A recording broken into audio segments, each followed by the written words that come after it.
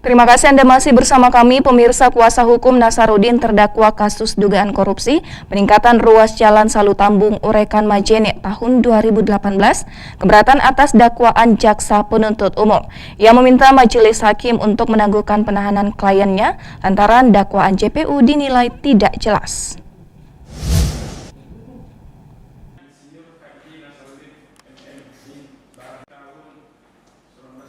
Mantan Kepala Dinas Pekerjaan Umum Provinsi Sulawesi Barat Nasarudin baru saja menjalani sidang perdana sebagai terdakwa dalam kasus dugaan korupsi peningkatan ruas Jalan Salutambung Urekan Majene tahun 2018 di Pengadilan Tipikor Mamuju. Dalam sidang perdana dengan agenda pembacaan dakwaan dari jaksa penuntut umum ini, Nasarudin didakwa melanggar pasal 2 ayat 1, Junto pasal 18 Undang-Undang Nomor 31 Tahun 1999,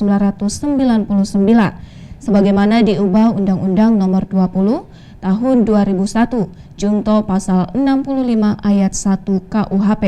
Menanggapi dakwaan tersebut, kuasa hukum terdakwa Nasrun SH mengaku keberatan atas dakwaan JPU lantaran dakwaan dialamatkan kepada kliennya tidak jelas. Nasrun menilai pasal yang digunakan menjerat kliennya tidak tepat. Salah satu dakwaan yang dianggap tidak ada kaitan dengan kliennya adalah dugaan menikmati hasil korupsi secara bersama-sama dengan tersangka lainnya.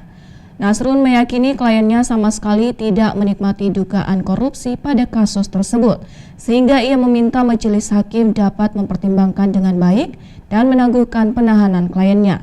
Dakwaan ke-1 itu sebagaimana dalam surat dakwaan primer itu pasal 2 junto ayat 5 junto pasal 55, kemudian keduanya subsidiarnya juga pasal 3 dan junto 55.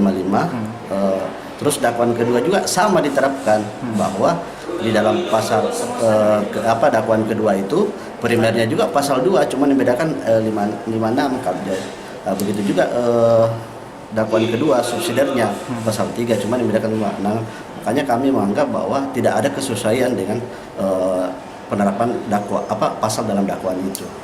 Sebelumnya, mantan Kepala Dinas PUPR Provinsi Sulawesi Barat Nasarudin ditetapkan sebagai tersangka dalam kasus dugaan korupsi peningkatan ruas jalan Salutambung Urekan Majene tahun 2018 senilai 8,8 miliar rupiah. Nasarudin sebagai kuasa pengguna anggaran dan pejabat pembuat komitmen diduga memberi persetujuan terhadap pencairan uang muka proyek tanpa melalui prosedur hingga merugikan negara sebesar 1,4 miliar rupiah. Selain Nasarudin, kasus ini juga menyeret 3 terdakwa lainnya, yakni Rahbin, Imla, dan Adrian. Dari Kabupaten Mamuju, Syarifuddin, iNews melaporkan.